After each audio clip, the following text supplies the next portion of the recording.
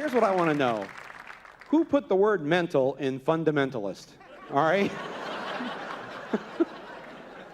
I respect all religions, but I don't understand fundamentalists, all right? I wish they would focus more on the fun in fundamentalists than the mental part. But unfortunately, that's not the way it turns out to be. And in Afghanistan right now, a particular group of fundamentalists have taken over. They're called the Taliban. And they do a lot of, bad things. Women can't go to school. They can't show their faces in public. They torture them. They've banned a lot of things. But they've done something that personally offends me. And it has to do with my TV. Please watch. 100 years ago, the mighty British Empire tried to take over a little country called Afghanistan. But the Afghanis whipped some British butt. Then things went back to normal. In 1979, the Soviet Union invaded, and the Afghanis whipped some Soviet butt. Thanks to U.S. meddling, there was a long civil war. A religious army called the Taliban finally took control of Afghanistan. It seemed like maybe peace would finally come to a war-torn land.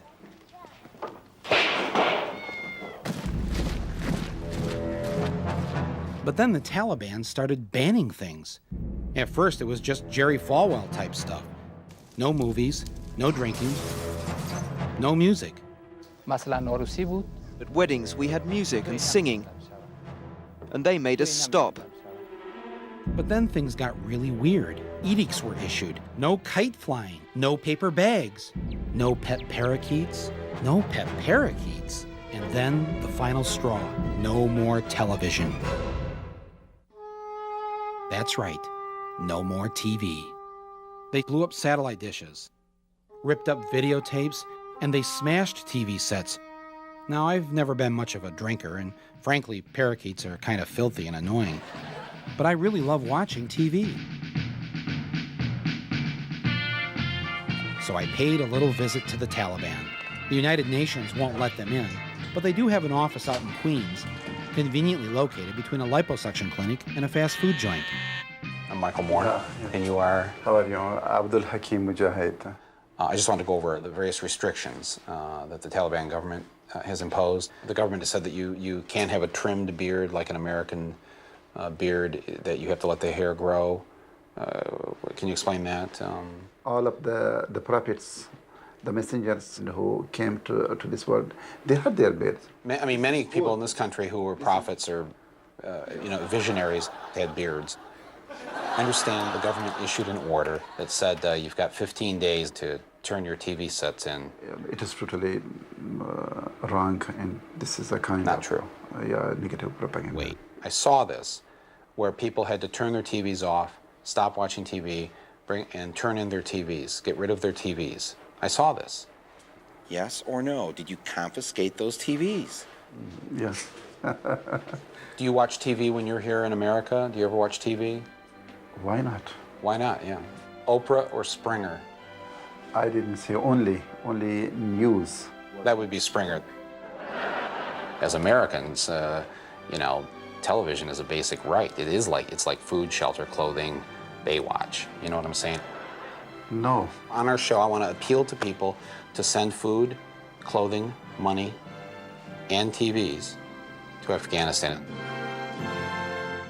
I took his enthusiastic response as a yes and went about trying to find a national spokesperson for my Afghan TV relief project. Actually, I knew who I had to get. Hi, I'm Sally Struthers. Won't you please help? That old television in your basement would mean so much to these people. The cost to you is only pennies a day, but just one set can bring TV to a whole tent full of Afghanis. Approximately once a month, you'll receive a photograph or short videotape of your TV with its new family. Just watch their faces light up when they stumble across a rerun of Dharma and Greg. Act now, before another Afghan child misses out on a life full of television. It takes so little from you and makes such a big difference for them. Won't you please help? Inspired, I took to the streets to collect the TVs for Afghanistan. I had to get on the case myself. Hello world is a song that we're singing. Come on, get happy. I was proud of the way America responded. What we'll be bringing will make you happy.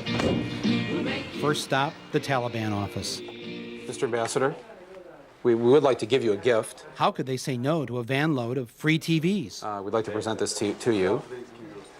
Give it to him? Okay, sorry, give it to you. The ambassador wouldn't even touch it. We'd like to present this gift to you, okay? It's a television.